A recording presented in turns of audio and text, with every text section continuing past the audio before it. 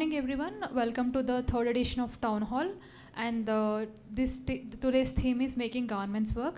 To host this town hall, we have with us Sri Charan Lakkaraju, and he is the founder and CEO of Student Tribe.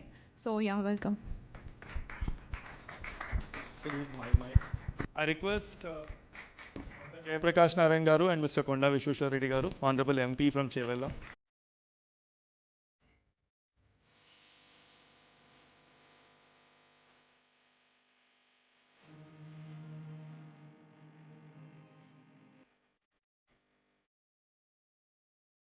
Town Hall with Dr. JP, and it's been the third, the third initiative. Our first session, second session were a lot of interesting topics. The moment I got this opportunity, the first thing I was thinking was I'm a blessed one because today it has been increased with one more eminent personality here. So today's theme is making governments work. ఈ మధ్యలో జరిగిన elections are one of the very peculiar elections that we have seen. ఎందుకంటే people are having lot of questions and people have different opinions. And India as a country మనకి welfare ముఖ్యమా, or is welfare faring well or not, or is the welfare the only point on which elections are fought? Who better than Dr. JP and Mr. Konda Vishweshwar Reddy Garu, who has been on the field? I think Sir kaite, the kind of hard work the last 3-4 months has been like experience. So we'll start directly with Dr. JP. Sir, how are these elections? What do we infer? ఈ elections మనం ఏం నేర్చుకోవచ్చు and ప్రజల నాడు ఎలా ఉందనేది? Great questions రిచరణ్. మనకి కొంచెం ఈ ఎలక్షన్ల పక్కకి తర్వాత వద్దాము. Let us look at the bigger picture. ఓ పక్కన డెమోక్రసీ అంటే యువర్ ఓట్ గివ్స్ పవర్, రెండో పక్కన ఎనార్మస్ పావర్టీ. ఇప్పటికి కూడా పావర్టీ ఉంది కదా, పూర్వం కంటే మెరుగైనా కూడా many lives are very uncomfortable and happy. మూడు, fiscal responsibility. The idea that you can borrow endlessly to come out of poverty is ridiculous, right? అప్పులు చేయడం వల్ల పేదరికం పోయేటైతే మన కుటుంబాలన్నీ అసలు పేదలుగా ఎందుకుంటారు? ఎడాపెట్టి అప్పులు చేసి అప్పులు ఇచ్చేవాడు వాడు ఎలా తీరుస్తారు రేపొద్దున? కాబట్టి fiscal responsibility. 4, long term economic growth. ఈ 4 కలపడం ఎక్సీడింగ్లీ డిఫికల్ట్. మనం దీన్ని మామూలుగా ఎందుకు అనుకుంటున్నామంటే there is no other large country in the world which has attempted all these 4 together. Coming out of poverty, maintaining democracy and freedom, pursuing economic growth, and being fiscally responsible. It never happened in history. South east Asia ఉంది, Korea తీసుకోండి, లేకపోతే Singapore తీసుకోండి, Taiwan తీసుకోండి. Initially they were autocratic. 30-40 years ఆటోక్రాటిక్గా ఉండి అణిచిపారేసి education, health improve చేశారు. But basically autocratic. Then once they achieved a level of prosperity, అప్పుడు డెమోక్రసీ. మనం డెమోక్రసీతో economic growth and dealing with poverty, ఇది కాంటెక్స్ట్. ఇది చాలామంది అర్థం చేసుకోవట్లేదు. పాలిటీషియన్స్ని తిట్టడమే మనకంత ఫ్యాషన్ అయిపోయింది ఇండియాలో. ఇప్పుడు నేను మీ దగ్గర చప్పట్లు కావాలంటే అదే మరి తిట్టడం మాట్లాడితే కొట్టేస్తారు. But that's a very foolish response. నా దృష్టిలో పాలిటీషియన్స్ ఎక్కడి నుంచో రాలా, వాళ్ళు మీ నుంచే వచ్చారు. Many of them are much smarter than you, much better than you, trust me. గొప్ప ఎగ్జాంపుల్ ఇక్కడ. There are many people in every party. అందుకని we really have to understand what is happening. పెద్ద కంట్రీలో ఇంత డైవర్సిటీ ఉన్నప్పుడు it's very difficult to give a uniform judgement. కానీ కొన్ని patterns కనిపిస్తాయి.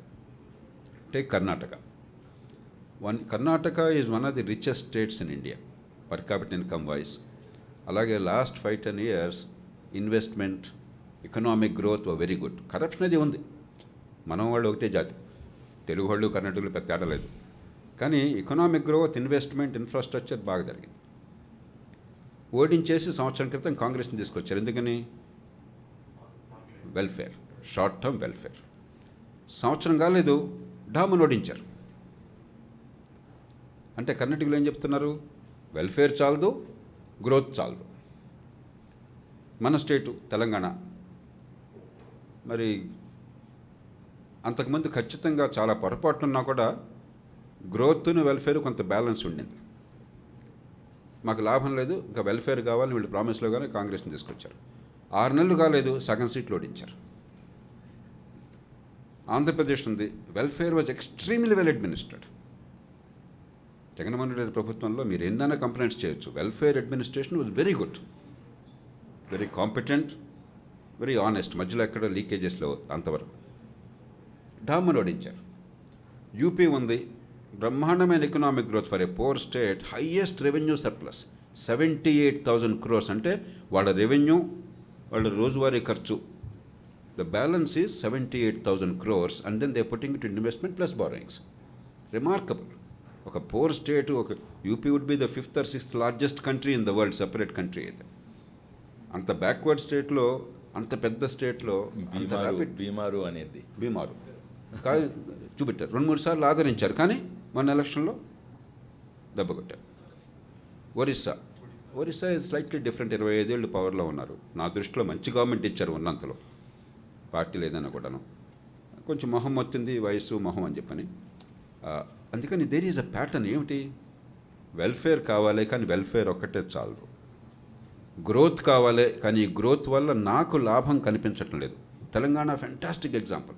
అసెంబ్లీ కానీ లోక్సభ కానీ, అసెంబ్లీలో రూరల్ ఏరియా అంతా కాంగ్రెస్ గెలిచి, హైదరాబాద్ సిటీ అంతా కాంగ్రెస్ ఓడిపోయింది. ఎన్ని ఫ్రీబీస్ ఆఫర్ చేసిన.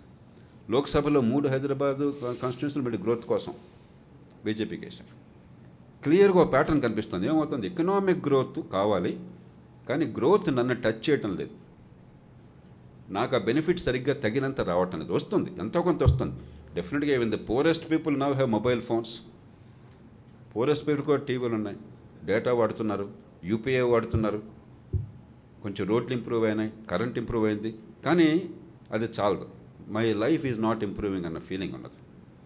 కాబట్టి సెంట్రల్ మెసేజ్ ఏమన్నా ఉంటే, how to balance welfare with growth and how to reach the fruits of growth to the poor people, low skilled, under employed people. Unemployed కాదు, ఇండియాలో అన్ఎంప్లాయిడ్ పెద్దగా లేరు, అబద్ధం అది.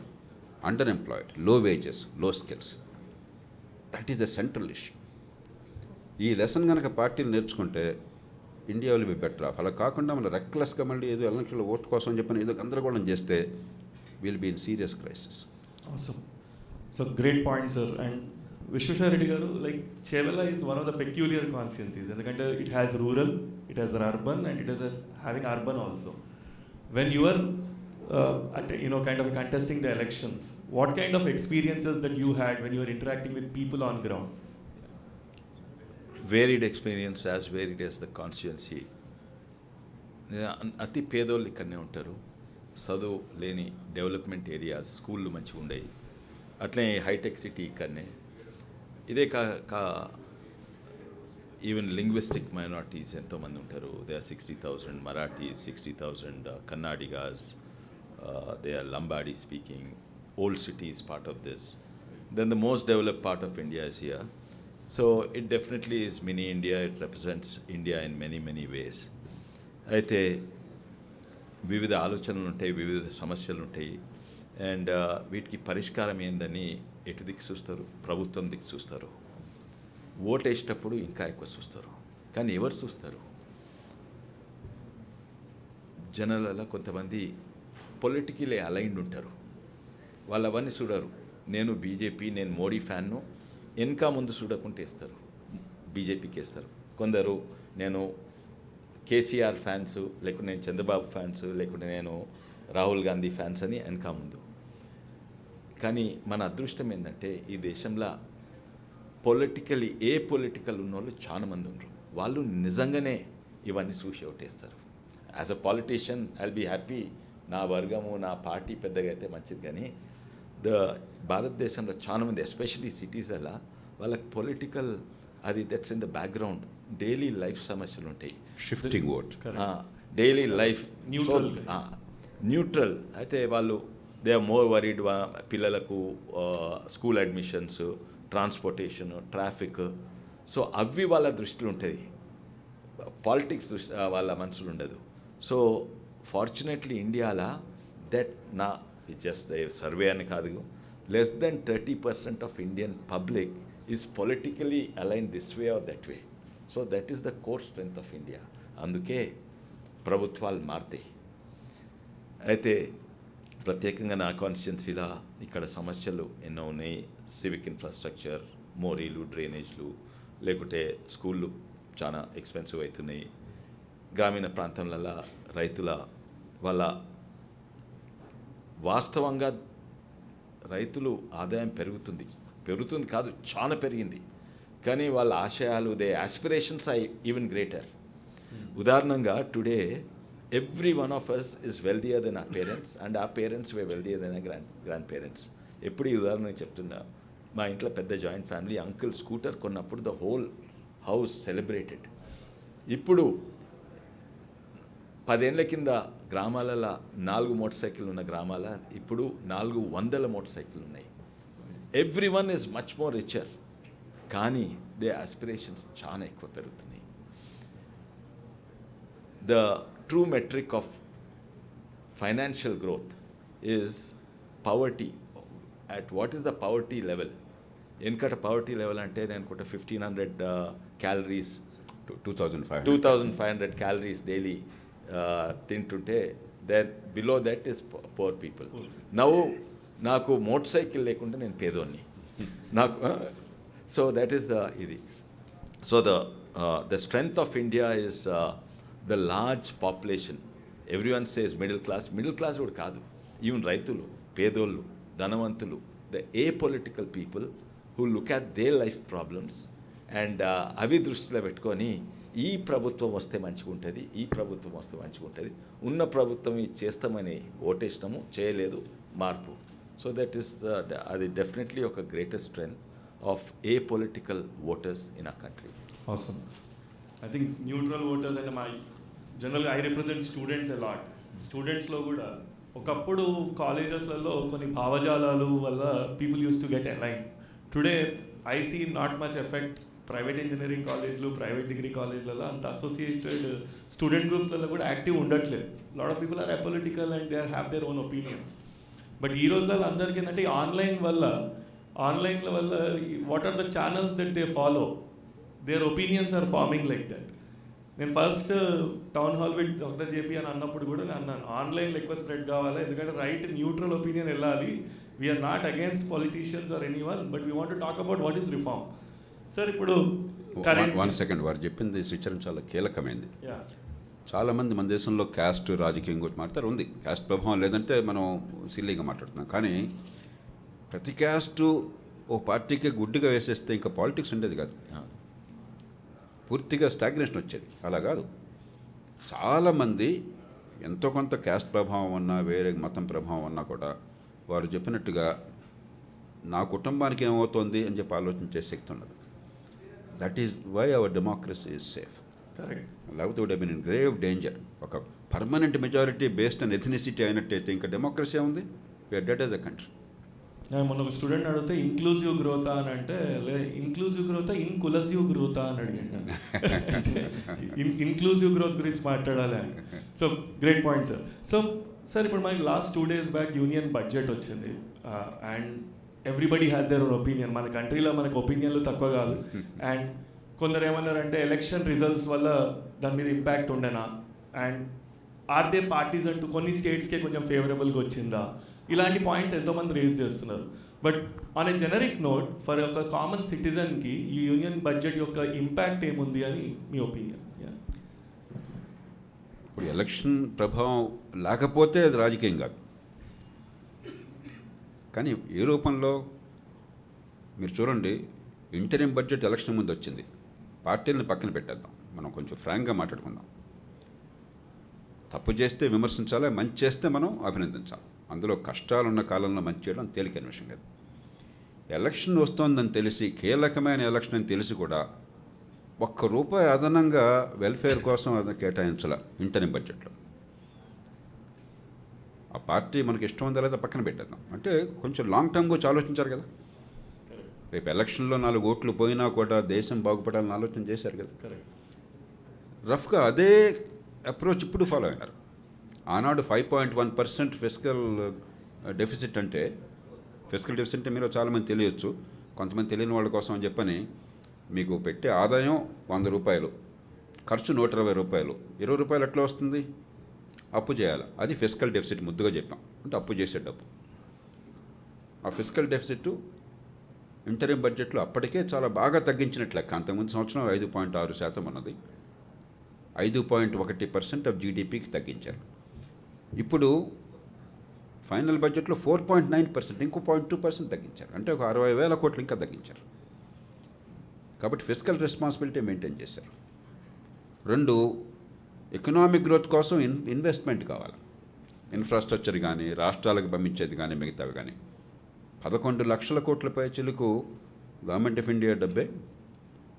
అది కాకుండా రాష్ట్రాలకు పంపించేది 1,50,000 కోట్లు, ఇది ఇన్వెస్ట్మెంట్ కోసం, లాంగ్ టర్మ్ ఇన్వెస్ట్మెంట్ కోసం ఇంట్రెస్ట్ ఫ్రీ లోన్ గాను. ఇంకా వేరే ఇన్వెస్ట్మెంట్ కలిపితే 17-18 లక్షల కోట్లు, all time record in the country. 3, employment generation. దీనిలో ప్రస్ఫుటంగా కనిపించేది ఏంటంటే దీనికి ఈజీ సొల్యూషన్ లేదు. భారతదేశంలో ఎంప్లాయ్మెంట్ జనరేషన్ దేవుడిని తీసుకొచ్చినా కూడా ఆయన దగ్గర మంత్రం ఏం లేదు. It is the world's greatest problem, because no country face such a problem. నెలకి 11 లక్షల మంది ఎంప్లాయ్మెంట్ మార్కెట్లోకి వస్తున్నారు ఇండియాలోని అంచనా. No country in the world, not even China, created 11 lakh jobs per month during its heyday. So we have a problem unimaginable in human history. కాబట్టి solution అంత ఈజీగా లేదు, కానీ ఒక యాక్సెంట్, ఒక dramatic emphasis on employment generation for the low veg sector, skill promotion, employment generation. కాబట్టి all in all there are some missed opportunities నా దృష్టిలో. అగ్రికల్చర్లో డబ్బు ఖర్చు లేకుండా మీరు స్టోరేజ్ గోడౌన్స్ బాగా పెంచేసి ప్లెడ్జ్ లోన్లు పెట్టారనుకోండి, ప్రైస్ వాలటిలిటీ ఉన్నప్పుడు రైతుకి ఆ లోన్ ఉంటుంది కాబట్టి, స్టాక్ ఉంది కాబట్టి, రేట్ వచ్చేదాకా పసుపు ఉంది ఆర్మూర్ ప్రాంతంలో, లేకపోతే చిల్లీ ఉంది, లేకపోతే మీకు పత్తి ఉంది, రేట్లు చాలా ఫ్లక్చుయేట్ అవుతాయి. స్టోరేజ్ ఉంటే చాలు, లోన్ ఉంటే చాలు, ఇన్కమ్ వస్తుంది. కొద్దిగా ఆలోచించాల్సి ఉండే. అట్లాగే వంట నూనె టారిఫ్స్ తగ్గించాలి. యుక్రెయిన్ కారణంగా పెంచారు, లేకపోతే ఇండియాలో వంట నూనె ప్రైస్ రైతులకు పడిపోయింది. We're forever dependent on imports. We're the largest importers ఉంది వల్ల కొన్ని ఆపర్చునిటీస్ మిస్ అయ్యారు, రేపొద్దున చేయొచ్చు. హెల్త్ కేర్ మీద ఎంఫసిస్ ఉంటే బాగుండేది. పెద్ద ఖర్చు లేకుండా it can dramatically transform lives. కానీ ఎకనామిక్ మేనేజ్మెంట్ వరకు, జాబ్ క్రియేషన్ వరకు, ఇన్వెస్ట్మెంట్ వరకు, గ్రోత్ ఓరియంటేషన్ వరకు, it's as good as is humanly possible. And we must compliment the government for that. Super. 3 భాగాలు ఉన్నాయి. ఇప్పుడే జేపీ గారు మాట్లాడినారు డెవలప్మెంట్, వెల్ఫేర్ గురించి. బట్ ఇంకోటి కూడా వచ్చింది, ఫ్రీబీస్ అనేది. అంటే 3 ఉన్నాయి, సంక్షేమం అండ్ అభివృద్ధి, welfare and development. But especially మా లాస్ట్ 20-30 ఏళ్ళల్లో ఫ్రీబీస్ అంటే అవసరం లేని వాళ్ళకు, వాళ్ళని అపీస్మెంట్ కొరకు, మెప్పిస్తందుకు, ఓట్ల కొరకు వేస్తుడు. ఈ ప్రభుత్వం, అన్ని ప్రభుత్వాలు ఇంతో అంత చేస్తుంటాయి, కానీ మెచ్చుకోవాలి ఈ ప్రభుత్వము ధైర్యంగా వెల్ఫేర్ను తక్కువ చేసింది, ఫ్రీబీస్ను తీసేసింది. ఒక్క ఫ్రీబీ లేని బడ్జెట్ అంటే ఇది. వీటన్నిటి మధ్యలో నేను డిఫరెన్స్ ఏందో చెప్తాను. మనం అంటాము చాలామంది ఇంగ్లీష్లో don't give M fish, teaching fishing. అంటే teaching M fishing is development, giving M fish is welfare. ఎవరికి పేదోడు తిండి లేక చచ్చిపోతుండు, పిల్లలు మాల్ న్యూట్రిషన్లు, ఆయనకు చాపిస్తే అది వెల్ఫేర్. కానీ అందరికీ కూడా చేపలు ఇస్తే ఓట్ల కొరకు, దట్ ఈస్ ఫ్రీబీ. సో ఇక్కడ ఫ్రీబీస్ అసలు లేకుంటే చేసిండ్రు. వెల్ఫేర్ చాలామంది, ఆల్దో ఇంగ్లీష్లో చాలా popular, don't give M fish, teach M fishing. Even biggest economist, modern western educated economist also capitalist అనుకుంటాం. వాళ్ళు ఏమంటారు, డెవలప్మెంట్ నో ఫ్రీబీస్. వాళ్ళు కూడా వెల్ఫేర్ అవసరమని. ఎందుకంటే వాళ్ళకు చేపలు వేయకుండా చేపలు పట్టించు నేర్చుకున్నా అనుకోండి, ఫస్ట్ ఆఫ్ ఆల్ అది నేర్చుకుంటేందుకు నెల అవుతుంది, నెలలో తిండి లేక చచ్చిపోతాడు, లేకుంటే ఆడ చెరువు ఉండదు, చెరువులో చేపలు ఉండేవి. So welfare also is important and true welfare is very important. అయితే ఉదాహరణగా 2-3 చెప్తాను. ఎంఎన్ఆర్ఈజీ స్కీమ్ ఉన్నది. It's a very good scheme. ఉద్యోగాలు లేకుండా ఇప్పుడే కాదు, ఇప్పుడు ఇంకా ఎక్కువైంది నిరుద్యోగాలు. కానీ ఊర్లలో ఎస్పెషల్లీ సమ్మర్లో పంటలు ఉండయి, డ్రై ఏరియాలో ఉద్యోగాలు ఉండేవి. అయితే సమ్మర్లో వాళ్ళకు రూరల్ ఎంప్లాయ్మెంట్ గ్యారంటీ అని అందరికి కూడా 150 రూపాయలు డైలీ వేజెస్ ఇచ్చేది. కానీ అది ఏం చేసేది, ఆ 150 రూపాయలు తీసుకొని ఏదో ఊరు బయట పోయి ఏదో గడపారతోటి 2-3 పొక్కలతోవి తీసుకుని it was although it was a welfare, it was almost use like a freebie. వాళ్ళు పని చేసినా చేయకున్నా వాళ్ళకి 150 రూపాయలు ఇచ్చు. ఇప్పుడు ఏమవుతుంది, అండ్ ఆల్సో దాంట్లో కరప్షన్ ఉండేది. ఏంది 80 రూపీస్ తీసుకొని వాళ్ళకు 70 రూపీస్ ఇచ్చేది, because anyway it's free money. They were happy with 70 rupees because పని చేయకుండా వచ్చేది. Villages. The same MNREG scheme, and దానివల్ల ఎవరికి లాభం అయితే లేదు. సేమ్ ఎంఎన్ఆర్ఈజీ స్కీమ్ ఇప్పుడు నెంబర్ 1 కరప్షన్ మొత్తం పోయింది. And not fully give credit to ఇప్పుడున్న బీజేపీ గవర్నమెంట్. ఇంతకుముందున్న ప్రభుత్వము అండ్ ది యూఐడి, ప్రతి ఒక్కరికి ఐడి ఇస్తే ఆధార్ కార్డ్ తర్వాత వచ్చింది, తర్వాత జామ్ ట్రినిటీ వచ్చింది. దానివల్ల డైరెక్ట్ రెమిటెన్స్ వస్తుండే. సో కరప్షన్ వెళ్ళిపోయింది ఎంఎన్ఆర్ఈజీ స్కీమ్లో. తర్వాత అర్హతులకే వచ్చేది, ఎందుకంటే అది ఐడీస్ ఉన్నాయి. మొదలు ఏదో ఫేక్ పేరు పెట్టి పైసలు తీసుకునేది, అర్హతులకే వచ్చేది. అండ్ అర్హతులు క్లాసిఫైడ్. సెకండ్లీ దానికి డెవలప్మెంట్ కూడా యాడ్ చేసిండ్రు. ఇంతకుముందు ఊరు బయటకు పోయి 2 ట్రెంచెస్ తోవి తీసుకునేది చేసినా కూడా ఇప్పుడు ఏం చేసింది, మెటీరియల్ కాంపోనెంట్ వేసి ఊర్లో రోడ్లు ఎంఎన్ఆర్ఈజీ స్కీమ్ తెరిచేస్తుండ్రు. సో రియల్ యాసెట్ బిల్డ్ అవుతుంది, డెవలప్మెంట్ అవుతుంది. అంటే అదే పథకము ఫ్రీబీ తీరుగా యూజ్ చేసిన పథకము ఇప్పుడు డెవలప్మెంట్ వెల్ఫేర్ కొరకు వాడుతున్నారు. సో బడ్జెట్ అంటే అదొక సంఖ్య, అండ్ ఆ సంఖ్యను వాస్తవంగా నేను స్వాతంత్రం నుంచి ఇప్పటి నుంచి అన్ని బడ్జెట్లు ఎనలైజ్ చేస్తున్నాను ఇప్పుడు. అండ్ బడ్జెట్లో మాట్లాడేది కూడా, బడ్జెట్ స్పీచెస్ కూడా. అండ్ బడ్జెట్ అంటే సమ్ అమౌంట్ ఉంటుంది, ఆ అమౌంట్లో ఇంత శాతం ఎడ్యుకేషన్, ఇంత శాతము హెల్త్ కేర్, అగ్రికల్చర్, డిఫెన్స్ అన్నిటికి ఉంటుంది, ఇన్ఫ్రాస్ట్రక్చర్కు. వాస్తవంగా ప్రభుత్వాలు మారినా కూడా హెల్త్ కేర్కు 1.6 ఉంటే లాస్ట్ టైం, ఇప్పుడు 1.7, 0.1, 0.2, 0.3% కంటే ఎక్కువ ఏ దానికి కూడా ఏ రంగానికి మారలేదు. అది కాంగ్రెస్ ఉండని, బీజేపీ ఉండని ఇది. సో ఇవన్నీ లాట్ ఆఫ్ దెమ్ ఆర్గ్యుమెంట్స్. ఎప్పుడు బడ్జెట్ సిగ్నిఫికెంట్ మారుతాయంటే ఏదో కోవిడ్ వచ్చింది అప్పుడు ఎస్ ఇట్ హ్యాస్ టు, లేకుంటే చైనా యుద్ధం అయింది అప్పుడు they will be interim budgets and changes. But if you take from independence till now ఎక్కడ కూడా ఏ సంఖ్య పెద్దగా మారలేదు. కానీ ఇది ఎట్లా వాడుతున్నారు, ఎంఎన్ఆర్ఈజీ స్కీమ్ ఎట్లా వాడుతున్నారు. స్కిల్ డెవలప్మెంట్ కూడా ఫుల్ ఆఫ్ కరప్షన్ ఉండేది, ఇప్పుడు స్కిల్ డెవలప్మెంట్ ఇది. దానికి అప్రెంటిస్ సిస్టమ్, ఇంటర్న్షిప్ యాడ్ చేసిండ్రు. సో సంఖ్యలే కాదు బడ్జెట్, ఆ పథకాలు ఎట్లా ఇంప్లిమెంట్ అవుతున్నాయి అది కూడా చాలా ముఖ్యం. అందులో ఈ ప్రభుత్వం చాలా మంచి చేస్తుంది.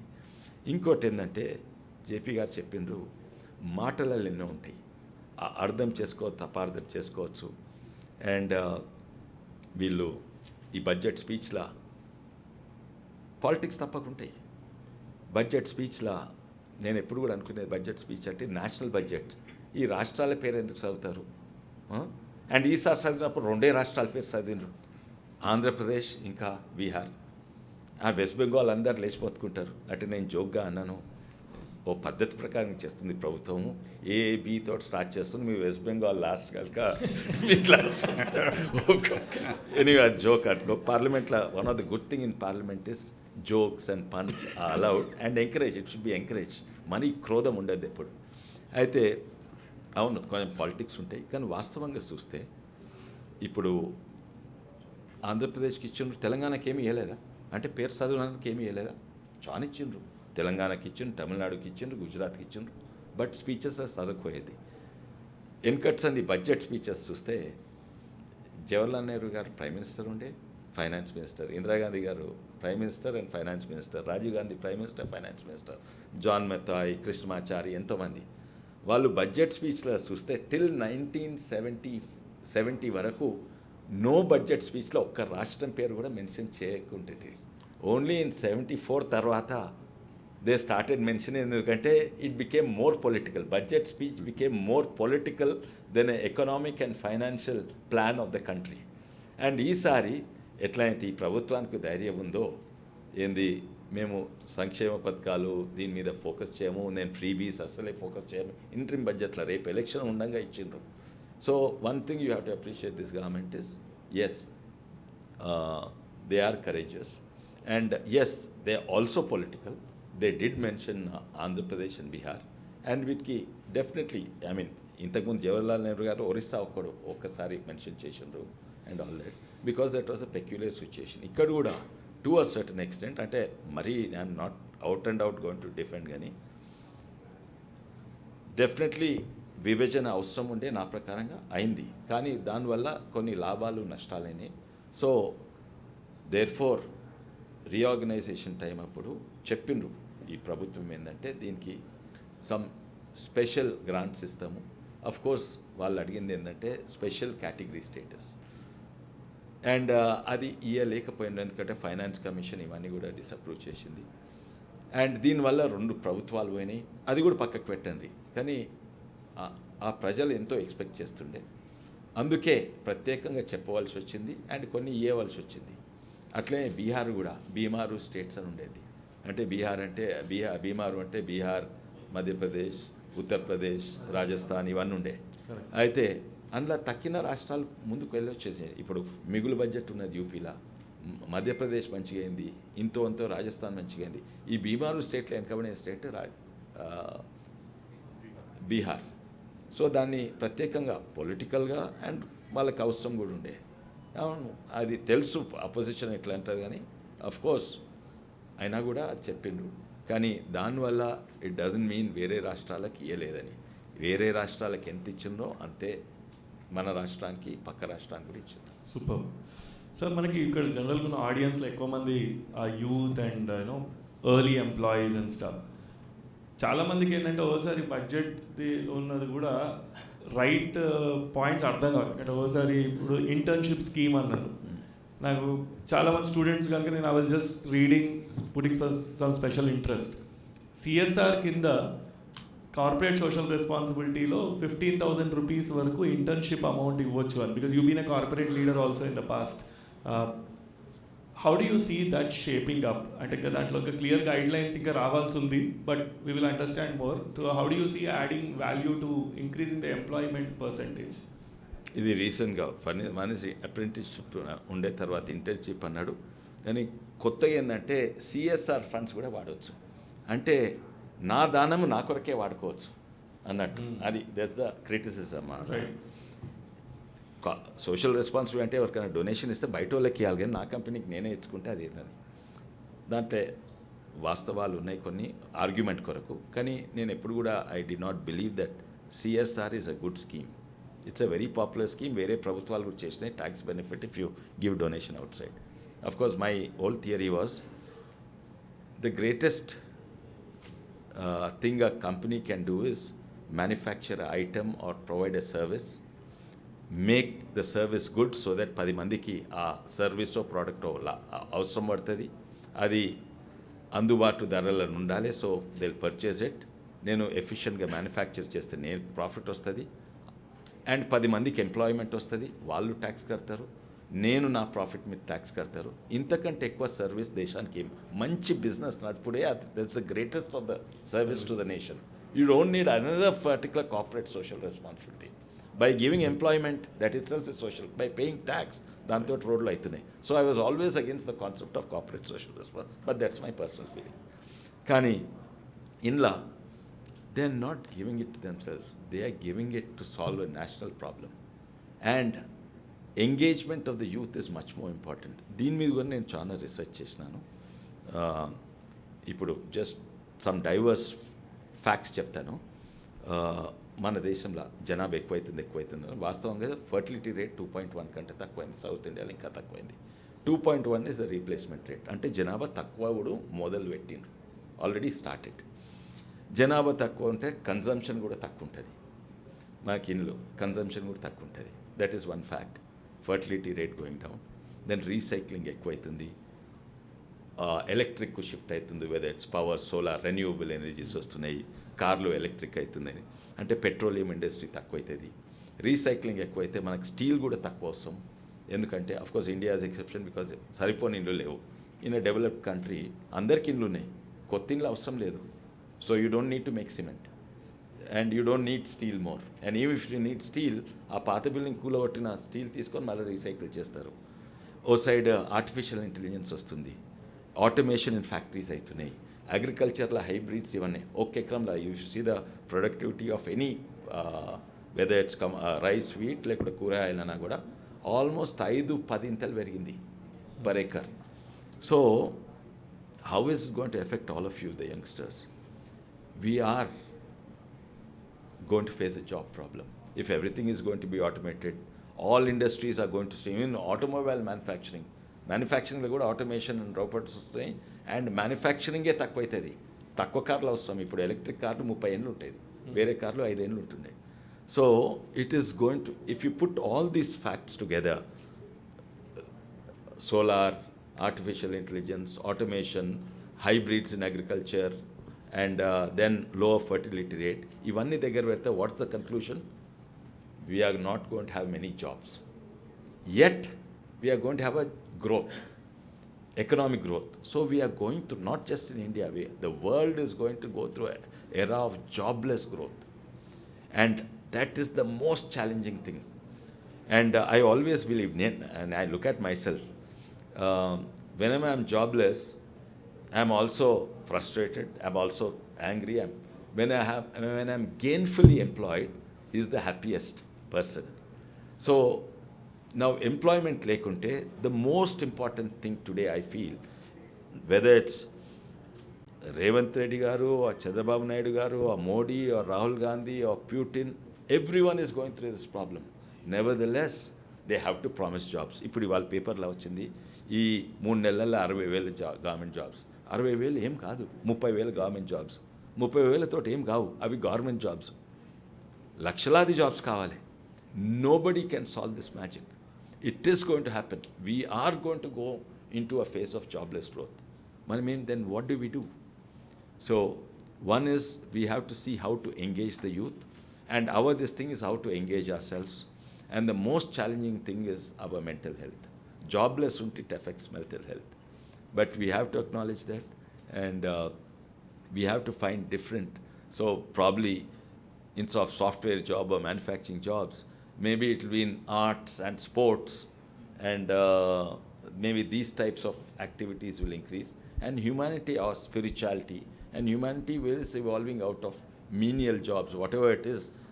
40 years later, they look back and say, వీళ్ళు కూలి పని చేస్తుంది మొత్తం అందరికి కూలి పని చేస్తుంది.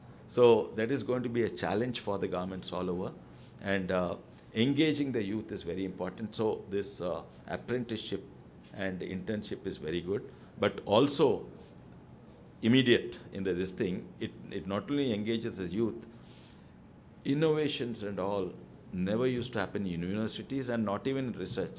They used to happen in places where people are working. దీంతో పని చేస్తుంటే ఆ పని ఇంకా మంచిగా ఎట్లా చేయాలి, that work place innovation are the most useful and the most profitable and useful innovations. These happens in apprenticeship system, where the knowledge and the skill and the problems and the solutions are passed on, and they'll see. So university people, when they come out, first 1 year they'll be useless in the best of the universities. They'll learn. So this is a very great system of engaging the youth. And typically what happens, there was a law, apprenticeship law, marchinru, enkat apprenticeship law, when I was in the parliament, there was a limit anamata. If you have 100 employees, maximum you can take 6 apprentice. అరే why don't you take 50? Everyone చేతి కింద పని ఉంటుంది, నాకు పని easy అయితే అది వాళ్ళు నేర్చుకుంటారు అంటే, the reason was to prevent some sort of corruption in the private sector. వాళ్ళు 100 employees ఉంటే 90 ఎంప్లాయీస్ను అప్రెంటిస్గా పే చేసి, మినిమం పే చేసి లేకుండా అప్రెంటిస్ స్టైఫండ్ ఇచ్చేది. To prevent that malpractice they brought that law. And lot of laws unfortunately are not focused progressive on progression or development. They are focused on stopping the malpractice. దానివల్ల మనం effect అవుతున్నది. But yes, I think the way forward is ఇది, because if, and I personally believe in a way Agniveer is an apprenticeship program, and I support it, because now armies all over the world, people are not fighting. Softwares are fighting, robots are fighting, drones are fighting, bombing, everything is done. So why should we send our people in this thing? And so that's a form of, so in fact one of the solutions, my parliament, 2 subjects I used to speak the most, almost 15 times, apprenticeship and this 2049 biogas. Just for example, if we make it mandatory, like Israel and other countries, either you have to serve the army or you have to do social work. Ani chepte, for next 2-3 years, every youth in the country will be engaged. Now, does the army have the money to pay that, or whether we can do social work and get paid the bus ticket and house rent and food? We don't know. But if apprenticeship system is made compulsory, the job problem will go away. Many countries is there. Superb. So, we'll have one final question before we go to the audience and take a short break. We are in 2024. 2047 is the 100th year of independence. Budgets, governments, and all these things kanna oka roadmap. What should be the roadmap or an ideal roadmap for 2047? If you permit me, దానికి ముందు 2 అంశాలు Yeah. వచ్చినాయి. కొంచెం AP బీహార్కి ఏదో మనం ఇచ్చేసామని చెప్పండి, కానీ లేకపోతే ఈ ఫ్రీ బీస్ని వచ్చేసింది. కొద్దిగా మనకి ఆనెస్ట్గా డీటెయిల్ డిస్కషన్ కావాలి. చాలామందికి తెలియని విషయం ఏంటంటే, ఈ బడ్జెట్ తీసుకోండి, 48 లక్షల కోట్ల రూపాయలు టోటల్ ఎక్స్పెండిచర్, రెవెన్యూస్ కానీ అప్పులు కానీ. దానిలో 16 లక్షల కోట్లు అప్పులు, 32 లక్షల కోట్లు రకరకాల రెవెన్యూస్. దానిలో స్టేట్స్కి ఎంత ఎడుతుందో తెలుసా? 23,48,000 కోట్ల రూపాయలు. ఐ విల్ రిపీట్, 48 లక్షల కోట్ల రూపాయల టోటల్ ఖర్చులో, ఇంక్లూడింగ్ బారోయింగ్స్. ఆ ఖర్చులో మళ్ళీ మిగతాది గవర్నమెంట్ చేతులు లేదు. 11,60,000 కోట్ల రూపాయలు వడ్డీలు. సో 37 లక్షల కోట్లే గవర్నమెంట్ చేతుల్లో ఉంది.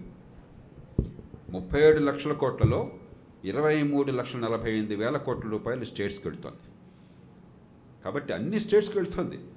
దీనిలో మనకేదో అంటే పాలిటిక్స్లో, మీడియాలో ఏదో రకరకాలుగా మనకి అసలు ఫ్యాక్ట్స్ తెలియకుండా మాట్లాడతాం. ఈ మనీ అంతా కూడా non discretionary by and large.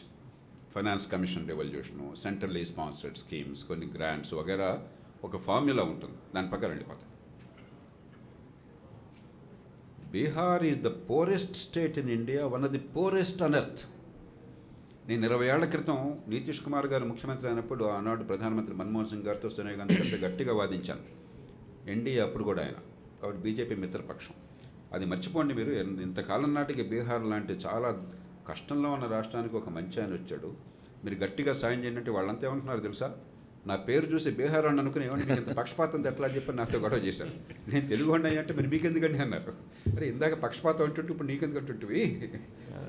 Bihar is the poorest state of India. ఇక్కడ ఇన్ఫ్రాస్ట్రక్చర్ ఎంత దారుణం అంటే, ఆ గండక్ కానీ కోసి కానీ రివర్సు, ఈ రివర్ ఇటు నుంచి ఇటు వెళ్ళడానికి మార్గం లేక, మీకేమన్నా కమోడిటీ మీరు రైస్ ఉత్పత్తి చేశారు, లేకపోతే మరొకటి ఏమైనా కూరగాయలు చేశారు, మరి చేశారనుకోండి, 200 కిలోమీటర్లు పైకి వెళ్ళి బ్రిడ్జ్ దాటి 200 కిలోమీటర్లు రావాలి.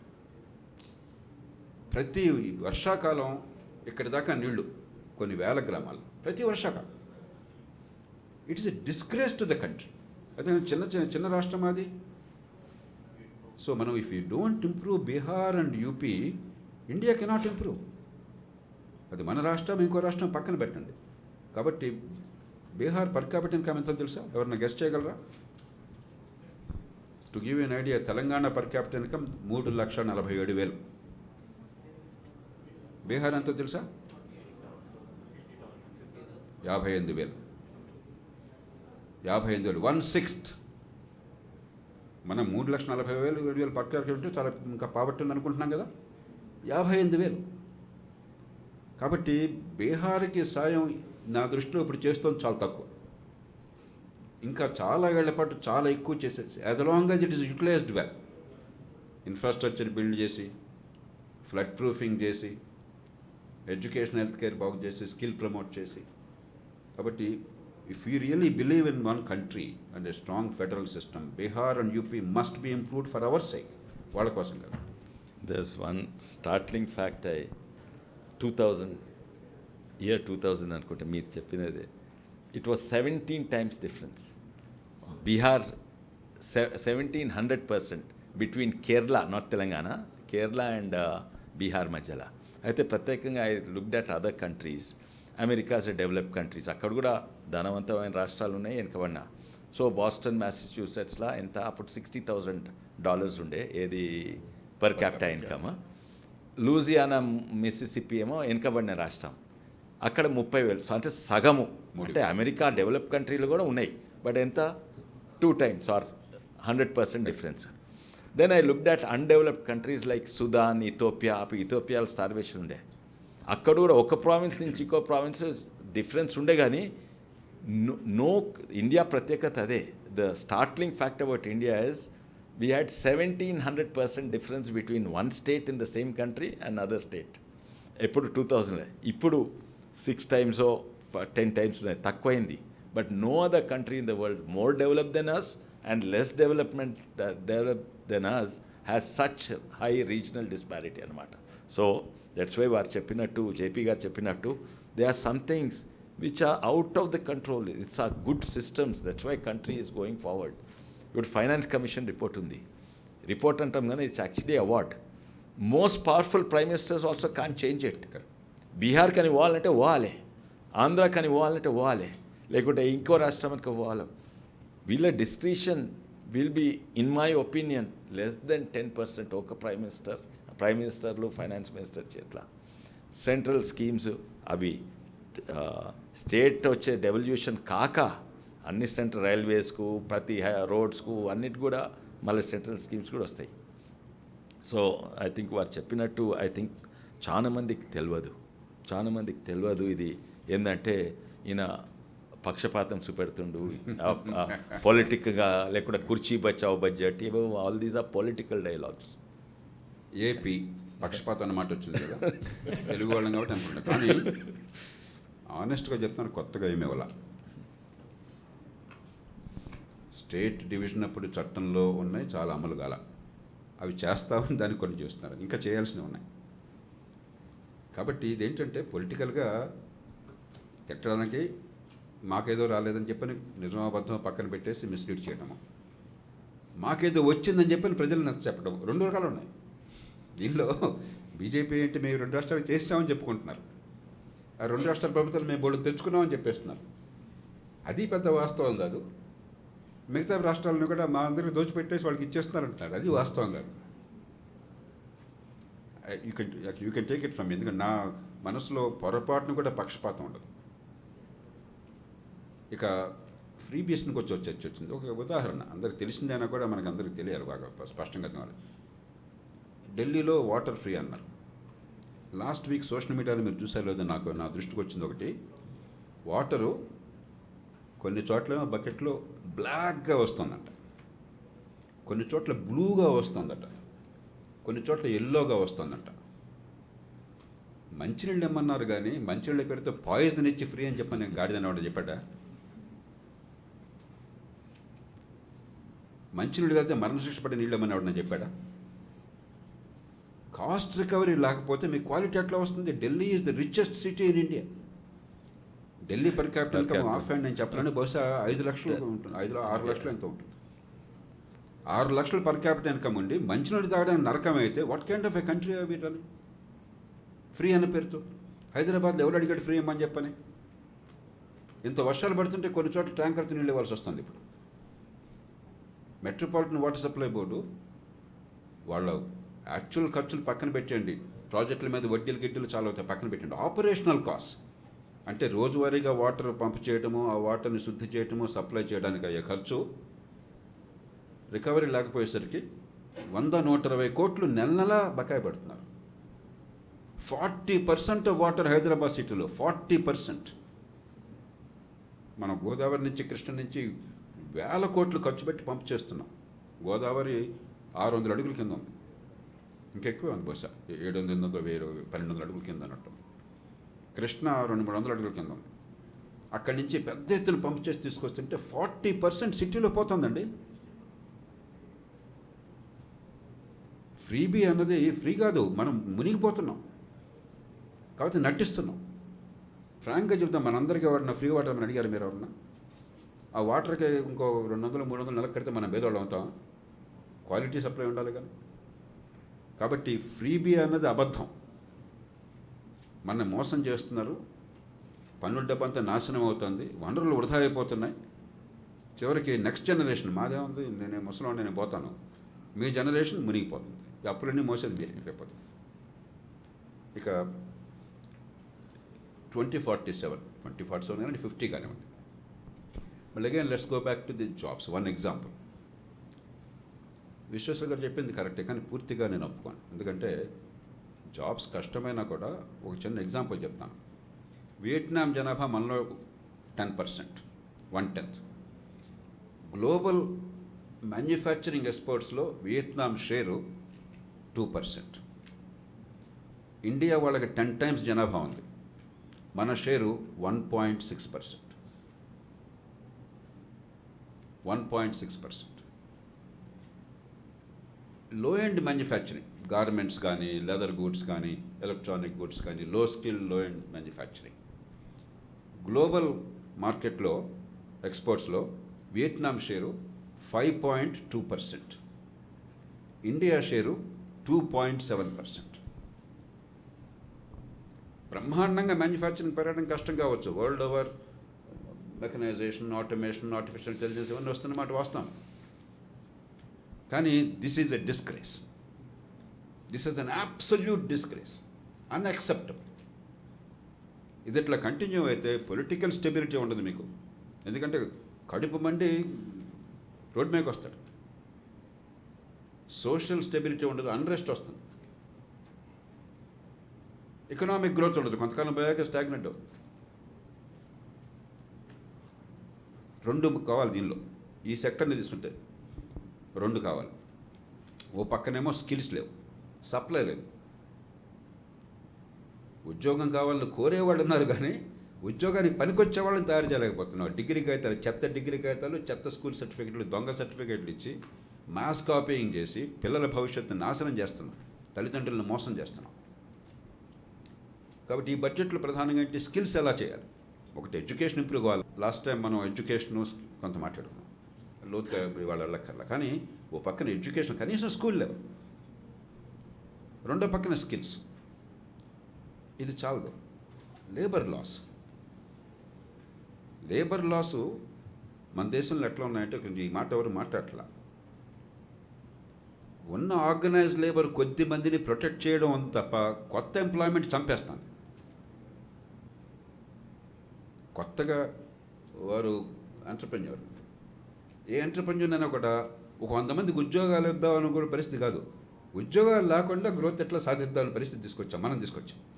ఇంత ప్లెంటిఫుల్ లేబర్ ఉండి 10-12 వేల రూపాయలకి పనిచేసే మనుషులు ఇప్పటికి కూడా ఉన్నారు. ఇంకెక్కువ వేజెస్ పెరగాలి. ఇంత ప్లెంటిఫుల్ లేబర్ ఉండి కూడా ఎంత చండాలపు రెగ్యులేషన్ పెట్టామంటే, వాడి పేకల మీద కూర్చుని ఆ ఇన్స్పెక్టర్ రాజు పెట్టేసి నాశనం చేస్తున్నాం. గార్మెంట్ సెక్టర్ తీసుకుని, ఇందాక మ్యానుఫ్యాక్చరింగ్ ఓవరాల్ చూసుకున్నాం, గార్మెంట్ సెక్టర్ తీసుకున్నాం. చైనా మనకంటే 5 times రిచర్ కదా, మనంత జనాభా ఉంది, 5 times రిచర్. కాబట్టి వాళ్ళు వాల్యూ చైన్లో పైన ఉన్నారు మనకంటే. లేబర్ చాలా షార్టేజ్ ఉంది. వారు ఇందాక అన్నట్టుగా డెమోగ్రాఫిక్గా వాళ్ళు ఇంకా ఆల్రెడీ పాపులేషన్ తగ్గడం మొదలెట్టింది. మనకు ఇంకా తగ్గల, స్టెబిలైజేషన్ అవుతుంది. కొన్ని రాష్ట్రాల్లో కొంచెం వర్కర్స్ పాపులేషన్ తగ్గుతుంది, కానీ ఓవరాల్గా ఇండియాలో ఇంకా తగ్గల, ఇంకా పెరిగే దశలో ఉన్నాం. చైనాలో వర్కర్స్ సంఖ్య తగ్గిపోతుంది ఆల్రెడీ. కాబట్టి మనకంటే వాళ్ళకి ఎంప్లాయ్మెంట్కి మనుషులు దొరకడం కష్టం, అందులో లో ఎండ్ జాబ్స్కి. కాటన్ మనకెంత ప్రొడక్షన్ ఉందో చైనాకి అంతే ప్రొడక్షన్ ఉంది. China exports $325 billion garments, India $40 billion. వాళ్ళలో 1/5 ఆఫ్ జీడిపి ఉండి లో ఎండ్ మ్యానుఫ్యాక్చరింగ్ 40 billion. మనం సిగ్గుపడాలి as a country, as a governing system. Labour లాస్ని, మిగతా ఇంపెడిమెంట్స్ని పూర్తిగా ట్రాన్స్ఫార్మ్ చేయాలి. మనం ప్రజల్ని మోసం చేస్తున్నాం. ఈ మాట ఎవరన్నా అంటే, పాలిటిక్స్లో ఎవరన్నా అంటే వెంటనే మీరంతా కార్మిక వర్గ వ్యతిరేక కాదు, ఉద్యోగాలు కల్పించడం కోసం యువతకు అనుకూలంగా మాట్లాడుతున్నాం.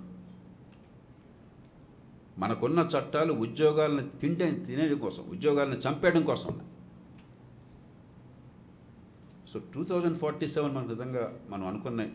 47 కానండి, 50 కానండి, మనకి సెంటనరీ కాబట్టి స్వతంత్రానికి ఆ సంవత్సరం మాట్లాడుతున్నాం. వచ్చే 2-3 decadesలో 3 క్రిటికల్ ఇష్యూస్, దాన్ని బట్టి దేశం డిపెండ్ అవుతుంది. నేను చాలా ఆప్టిమిస్ట్ని, కానీ optimism does not mean good దేవుడా దేవుడా అని చెప్పని గాల్లో దీపం పెట్టి నమస్కారం చేస్తే ఆప్టిమిజం ఉపయోగం లేదు. You have to work for that. ఒకటి ఇందాక అనుకున్నాం, education and skills, quality education, school and college. We're third rate, we can easily improve పైసా ఖర్చులాగా. 2 ఇందాక విశ్వేశ్వర్ గారు చెప్పారు, హెల్త్ కేర్. మన అదృష్టం కొద్దీ పెద్ద ఖర్చు పెట్టక్కర్లా. వెస్ట్రన్ కంట్రీస్, బ్రిటన్, అమెరికా ఇవన్నీ కూడా గవర్నమెంట్ ఖర్చే 9 to 10% ఆఫ్ జీడిపి ఉంది. మనం 1.2% పెడుతున్నాం. మనం 9% ప్రాణమైన వెళ్ళాల్సిన అవసరం లేదు. 2%కి వెళ్తే, అది సరిగ్గా చేస్తే over time we can remarkable improve health care. 3వది స్మాల్ టౌన్ డెవలప్మెంట్. ఇందాక అనుకున్న జాబ్ క్రియేషన్. దీంతోపాటు లో స్కిల్స్తో మీరు ఎక్కడో మారుమూల హుస్నాబాద్లో ఉండి హైదరాబాద్కి వలసపోవాలంటే, లేకపోతే కర్నూలు జిల్లాలో, అనంతపురం జిల్లాలో ఎక్కడో మారుమూలండి చెన్నైకో లేకపోతే బెంగళూరుకో వలసపోవాలంటే 10,000 రూపాయల జీతంతో హైదరాబాద్ ఎలా బతుకుతారండి?